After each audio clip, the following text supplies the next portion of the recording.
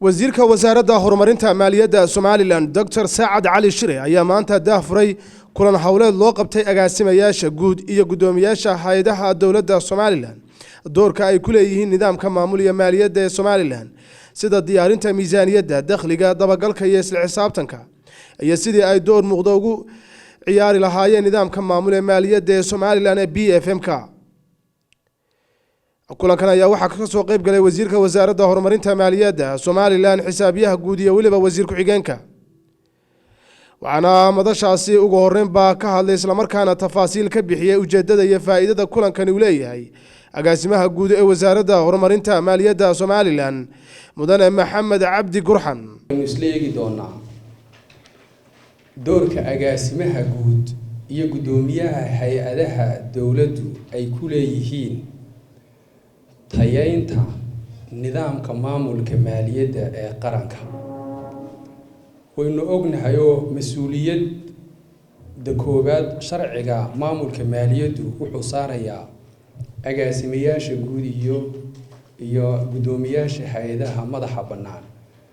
marka mas'uuliyaddii awalba aynu haynay ee sharcigu inagu jideeyay oo runtii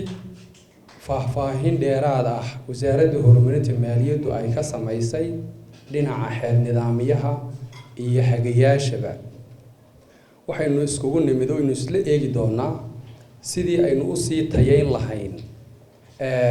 mas'uuliyadda maaliyadeed ee DG-yada saaran iyo gudoomiyaasha gaar ahaan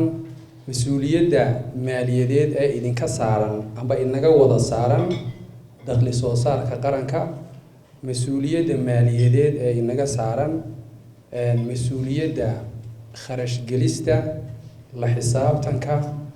iyo guud ahaan hanaanka baarista iyo isla xisaabtanka guud ee maaliyadeed ee dawladda ayaynu si qoto dheer aynu u dul istaagi doonaa ujeedada maxsuulka ee aynu ka rabno dhamaadka waxa ay tahay inta marka aynu falanqeyno dawladdeenu waxay awood u heli doontaa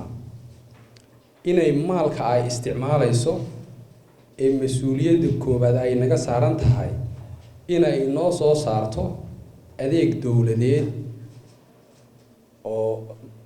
shacab weynaheena iyo dadweynaheenu aynu ku raali gelino sidoo kale inaynu fulino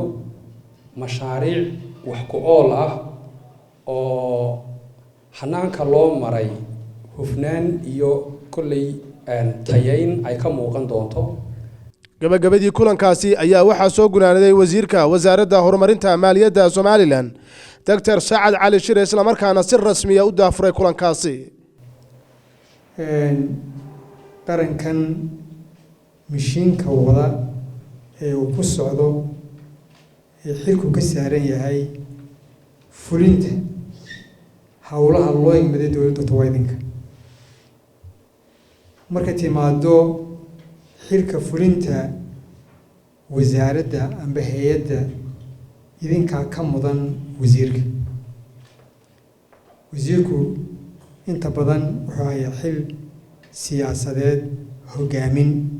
laakiin fulin markay timaado wixii fulinaysa dawladda waa idinka marka horta waxaa tihiin xubno aad iyo aad u muhiima oo qarankana u muhiima dawladdana u muhiima waa runtii horta sidaa baan doonaya yar xasuusiyo waxaa qaranka uga mas-uul tihiin maareynta dad iyo dunyo hanti maguurtaa shaqaale iyo maaliyad intaas oo mas-uul wati weliba gaar ahaan maanta halkan waxaan isugu nimi mas-uuliyadda sida gaarka idinka saaran qeybta maaliyadda maamulka maaliyaddu wuxuu la mid yahay maamulka khayraadka kale amba resource kale wuxuu ka bilaabmayaa waa qorshe waxa ku xiga waa fulintii waxa ku xiga waa xisaab celintii iyo ka warbixintii inagu waxaynu qaadanay nidaamka dib u habeynta maamul wanaagga maaliyadda ee BFM maanta waxaynu isugu nimi doorka ay ku leedihiin marxaladaha wareegsan ee maamulka maaliyadda ay ku leeyihiin waxaynu nidaamka aynu u qaadanay waayo waa nidaam aynu isleenahay wuxuu idiin suurto gelinayaa in aynu helno hab tayo leh oo daahfuran oo la xisaabtan leh oo kalsooni abuuri kara